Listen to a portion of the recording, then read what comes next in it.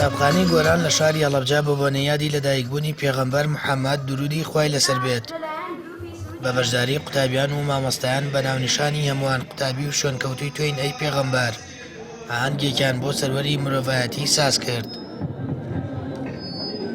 بە ئێمە قوتابخانەی گۆران لە پارێزگای هەڵەبجەی شەید هەڵساین بە یادکردنەوەی ڕۆژی لەدایکبوونی پێغەمبەر سەروەرمان صلی الله علیه وسلم و تێیە چەند کار و چالاکیەکمان کرد بەشداریکردنی قوتابیان بە چەند سرودێک و خوێندنەوەی ژیاننامەی پێغەمبەر صلی الله علیه وسلم و ئەو ئامۆژگاری و نەسایحانەی کە بۆ ئێمەی بەجێهێڵاوە و ڕەبت و پەیوەندیەکی تونوتۆڵی لەگەڵ پەروەردەیە هەیە قسمانە ڕوو بۆ قوتابیان و بۆ مامۆستایانی بەڕێز و یادەکەمان بەرز ڕاگر. گرنگی ئەم کار و چالاکیش لەوەدایە کە جۆش و خرۆشێک دروستە بێت لە ناو قوتابیانە لەگەڵ کاری خوێندنەکەیانە ئەم وردە چالاکیانەش بێتە هاندان بۆ ئەوەی کە قوتابیان بتوانن زیاتر حەز لە خوێندن بکەن و هەنگاوی باشتر بنێن و ئامۆژگاری باشتر وەرگرن.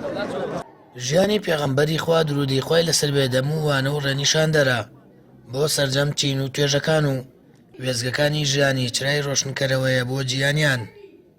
قوتابیان و مامۆستایانیش پەیامی خۆشەویستی و شوێنکەوتنی ڕێبازەکەی لەم یادە پیرۆزەدا دەردەبڕن. ئەمڕۆ چالاکێکی گەورە و مەزنی یادی ڕەسوول الله صلی الله عليه وسلم فەخی کائینات بەڕێوەچوو لە قوتابخانەکەمان بەجێیەکی پڕ ئارام و خۆش و شادیەوە قوتابی و مامۆستا دەست لە ملانی یەک بە هاوکاری هەموو باوکان و دایکان لە قوتابخانەکەمان جوانترین پرۆسەمان جێبەجێ کرد لەخوا بەزیابێ.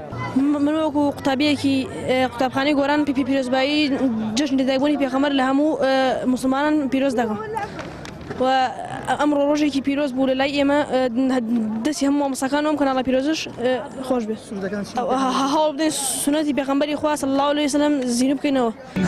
بەڕاستی سەرەتا سوپاسی خوێندرگاکەمانەکەین سوپاسی بەڕێوەبەر و جێگری بەڕێوەبەرەکەین بۆ سازانی ئەم ئاهەنگە بۆ ئێمە. بەڕاستی شتێکی خۆشە ئێمە توانین یادی پێغەمبەر صلی الله علیه وسلم بکەینەوە لەم ڕۆژەیە کە توانین یادی پێغەمبەر بکەینەوە. بەڵێ هەمومان پێویستە بە ڕێگەی ئەوە بڕۆین، هەموو موسڵمانێک پێویستە بە ڕێگەی ئەوە بڕات، پێویستە هەمومان چاکەکار بین، پێویستە هەمومان یادی خوددا هەموو کاتێ لە دڵمانە بێ، یادی پێغەمبەر هەموو کاتێ لە دڵمانە بێ. بە هاتن و لەدایکبوونی سەروەری مرۆڤایەتی محەممەد درودی خوای لەسەر بێت دنیا لە تاریکیەوە بوو بە ڕووناکی خۆشەویستی و میرەبانی بڵاو بوویەوە و مرۆڤایەتی لە کۆیلایەتی و بتپەرستیەوە بەرەو یەکتاپەرستی و ئازادی گۆڕا. پێغەمبەر درودی خوای لەسەر بێت سەرمەشق و سەرکردە و ڕێنیشاندەرە و پێویستە هەموو شوێنکەوتوویەکی بەکردار و جێبەجێکردنی سونەتەکانی یادی ئەو سەروەرە بەرز ڕابگرێت. سامان فەتاح، کەناڵی ئاسمانی پەیام، هەڵەبجە.